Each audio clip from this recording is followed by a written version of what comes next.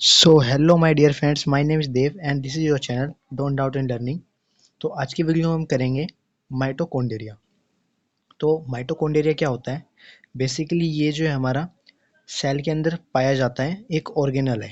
ठीक है, तो इसको देखते हैं, इसका स्ट्रक्चर क्या है और इसके फंक्शंस क्या हैं, उनको डिस्कस करते हैं। तो सबसे पहले देखते हैं, mitochondria are double membrane structure found in scattered throughout cytoplasm. यानी कि माइटोकॉन्ड्रिया जो है एक डबल मेम्ब्रेन स्ट्रक्चर है, स्कार्टेड थ्रू आउट साइटोप्लाज्म। यानी स्कार्टेड का मतलब होता है कि तैरता हुआ, साइटोप्लाज्म के अंदर तैरता हुआ मिलता है माइटोकॉन्ड्रिया। ठीक है, साइटोप्लाज्म क्या होता है? ये एक तरीके का जो सेल के अंदर होता है, न्यूक्लियस और प्लाज्मा मेम्ब्रेन के बीच में साइटोप्लाज्म होता है, जो कि एक फ्लूइड होता है। ठीक है, और ये फ्लूइड के अंदर ही पाया जाता है माइटोकॉन्ड्रिया।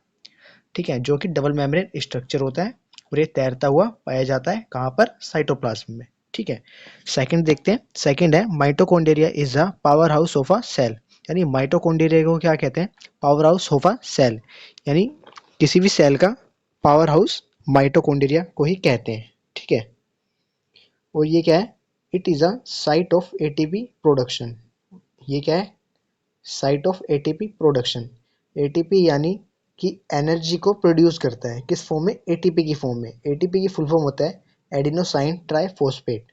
ठीक है, थर्ड देखते हैं, it is shape like coma. यानी एक कोमा की तरह दिखता है, जैसे कि कोमा आपको दिख रहा है इस तरीके का इसका कुछ शेप होता है, कोमा लाइक स्ट्रक्चर होता है इसका। ठीक है, और फोर्थ देखते हैं, single mitochondria is called mitochondrion. यानी कि जब माइटोकॉन्ड्रिया एक हो, यानी एक माइटोकॉन्ड्रिया को क्या बोलेंगे हम? माइटोकॉन्ड्रियन। ठीक है, और बहुत सारे हो तो माइटोकॉन्ड्रिया। ठीक है, फिफ्थ देखते हैं। फिफ्थ जो है हमारा, प्रोड्यूस एटीपी। यानी ये क्या करता है? प्रोड्यूस करता है एटीपी को। ठीक है, एडेनोसाइन ट्राइफॉस्फेट, जिसकी फुल फॉर्म होती है the main energy molecule use by cell. यानी कि ये क्या है? माइटोकॉन्ड्रिया क्या करता है? एटीपी प्रोड्यूस करता है। ठीक है, अब इस प्रोड्यूस की गई एटीपी का यूज कौन करता है? खुद सेल ही इसको यूज करता है। ठीक है, एटीपी को एटीपी की फॉर्म में। ठीक है, main energy molecule use by cell, यानी खुद ही सेल इसको यूज करता है मेन एनर्जी के सोर्स में। ठीक है, सिक्स देखते हैं। सिक्स है, break down nutrient and form ATP energy. ये क्या करता है? जैसे कि हम हमारी बॉडी में कुछ भी खाते हैं, सेल देखो प्रेजेंट का होता है, ह्यूमन बॉडी में होता है। ठीक है, अब हम कुछ भी खा रहे हैं, ठीक है, न्यूट्रिएंट्स। ठीक है, जैसे हमने खाना खाया, कुछ भी खाया, फल फ्रूट, ठीक है, वो क्या करता है? इसको ब्रेक डाउन करता है। ठीक है, और फॉर्म करता है एटीपी एनर्जी में। एटीपी की फॉर्म में एनर्जी को जनरेट करता है ब्रेक डाउन करके। ठीक है, और सेवन्थ है, known as power house of a cell. यानी कि इसको power house of a cell भी कहते हैं। यानी किसी भी सेल का पावर हाउस। पावर हाउस क्यों कहते हैं? क्योंकि ये एनर्जी प्रोवाइड करता है पूरे सेल में। ठीक है, एट देखते हैं। एट जो हमारा, नंबर ऑफ माइटोकॉन्ड्रिया, यानी किसके अंदर कितने माइटोकॉन्ड्रिया प्रेजेंट होते हैं। तो जो मेन स्पर्म होता है ना, मेन के मेल के अंदर जो स्पर्म होता है, वो होता है 55 माइटोकॉन्ड्रिया प्रेजेंट होते हैं इस के अंदर। ठीक है, और लीवर सेल के अंदर हमारे होते हैं 500 से 2000 के अराउंड माइटोकॉन्ड्रिया प्रेजेंट होते हैं लीवर सेल के अंदर। वो जो हाईएस्ट, जो सबसे ज़्यादा प्रेजेंट होते हैं माइटोकॉन्ड्रिया, वो कहाँ पर होते हैं? हमारी मसल्स में।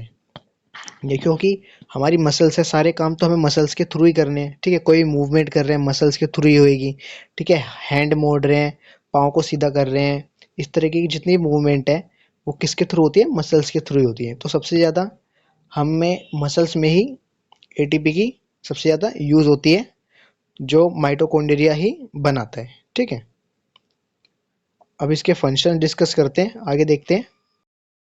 सो माइटोकॉन्ड्रिया के जो फंक्शंस हैं उनको देखते हैं आप एक एक करके। जो है प्रोडक्शन ऑफ एटीपी, यानी कि ये क्या करता है? सबसे पहला फंक्शन इसका यही है कि एटीपी को जनरेट करता है। ठीक है, प्रोड्यूस ऑफ एटीपी, यानी एटीपी को प्रोड्यूस करता है। इट इज, नेक्स्ट देखते हैं, it is convert food energy into chemical energy by aerobic respiration. यानी कि ये क्या करता है? जो फूड हम खाते हैं उसको क्या करता है? केमिकल एनर्जी में ट्रांसफर करता है बाय एरोबिक रिस्पिरेशन।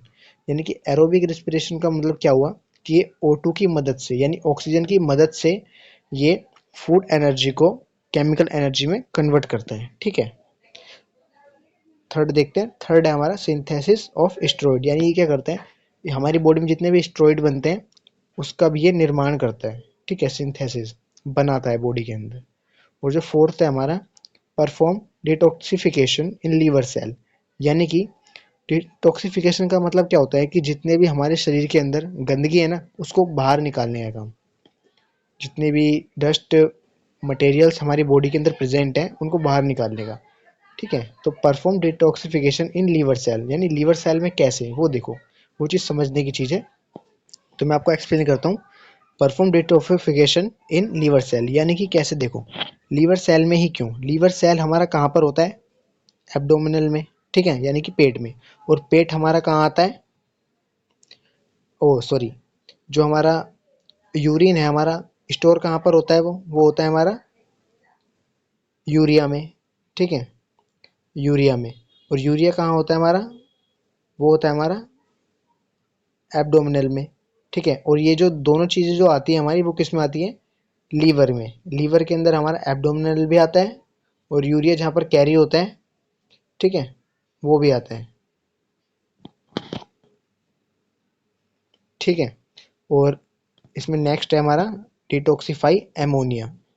एमोनिया यानी कि जितने भी वेस्ट मटेरियल है हमारी बॉडी के अंदर डिटॉक्सिफाई करता है, यानी यूरिन के थ्रू, ठीक है, या हम कहते हैं स्वेटिंग यानी पसीने के थ्रू, इनके थ्रू ये डिटॉक्सिफाई करता है इन सबको। जैसे अब आपके सामने एक क्वेश्चन है, जैसे कि गर्मी में हम डिटॉक्सिफाई कैसे करते हैं और सर्दी में डिटॉक्सिफाई कैसे करते हैं। ठीक है, तो गर्मी में हम कैसे करेंगे, पसीने के थ्रू हो गया, स्वेटिंग के थ्रू, ठीक है, और यूरिया के थ्रू हो गया, यूरिन के थ्रू। ठीक है, और क्या हो गया हमारा, ये जो है डिटॉक्सिफाई एमोनिया, उसके अंदर आती है हमारी डस्ट मटेरियल्स। ठीक है, जो भी हमारे डस्ट मटेरियल्स हमारी बॉडी से आउट होते हैं उसको भी हम डिटॉक्सिफाई एमोनिया में ही काउंट करते हैं। आई होप आपको ये लेक्चर समझ आया होगा। गोल्जी कॉम्प्लेक्स, तो इस लेक्चर में हम डिस्कस करेंगे कि गोल्जी कॉम्प्लेक्स क्या होता है। ठीक है, तो एक एक करके डिस्कस करते हैं। सबसे पहले first point, it is a complex structure made of double membrane vesicle and flattened membrane sac.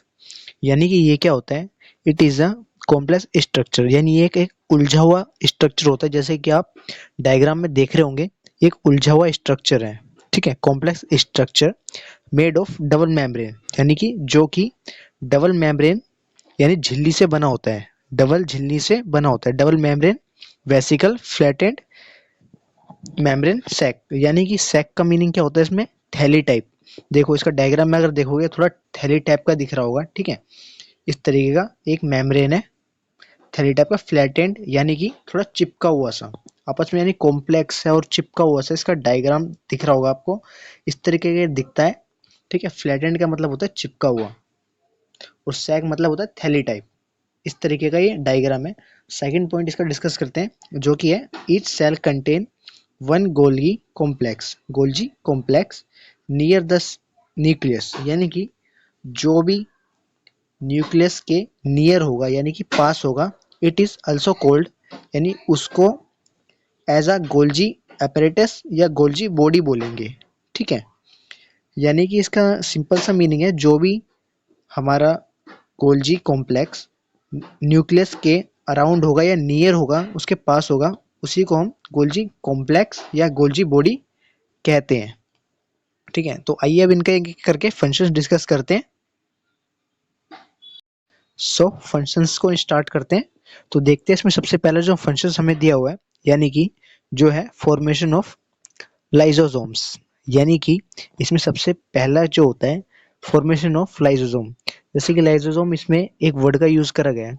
मैंने इनकी ना सेपरेट एक वीडियो बना रखी है, जो कि लाइसोम हो गया, राइबोसोम हो गया। ठीक है, अब ये गोल्जी कॉम्प्लेक्स की बना रहा हूँ, जो अपलोड हो जाएगी आज ही आज में।